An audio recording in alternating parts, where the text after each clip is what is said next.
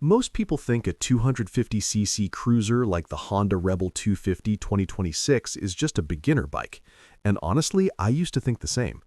But the more I looked into it, the more I realized that assumption kind of misses the whole point. I noticed something interesting when I compared it to bigger cruisers. Bikes with 500cc or 800cc engines try hard to feel powerful, aggressive, and premium, but the Rebel 250 doesn't even attempt that. It feels intentional, almost like it knows exactly who it's for. And what surprised me was how freeing that feels.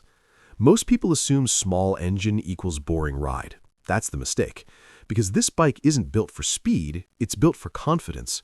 If you're new or even someone returning after years, this kind of lightweight setup changes everything.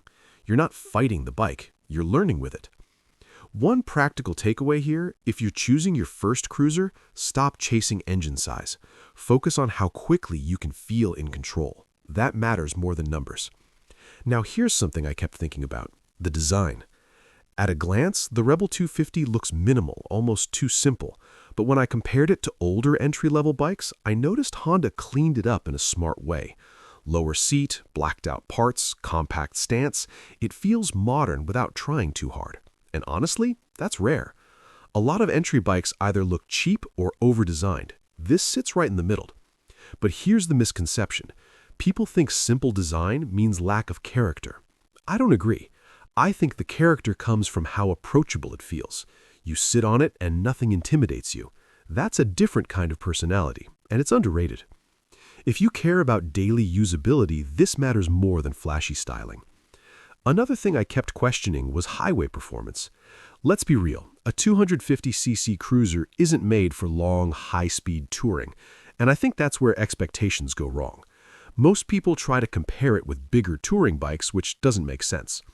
When I imagined actually using this bike, city rides, short commutes, relaxed weekend cruising, it suddenly made a lot more sense. You're not buying this for adrenaline, you're buying it for ease. And that's the insight. Use case defines value, not specs.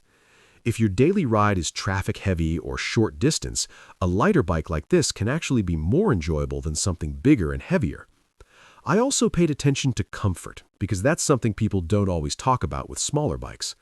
The seating position is low and relaxed, and that changes how long you can ride without fatigue. It's not trying to push you into a sporty posture, and I like that. But here's the catch. If you're taller, you might feel a bit cramped over longer rides. That's something people often overlook. So a practical tip, always match the bike to your body, not just your experience level, because comfort decides whether you ride often or just occasionally. Another small detail that stood out to me was maintenance. A bike like this is simple, and that simplicity saves you time and money. Fewer complications, easier servicing, less stress overall. It's not exciting to talk about, but it matters in real ownership. And I think most people underestimate how important that is until they actually live with a bike. So here's the bigger picture I ended up with.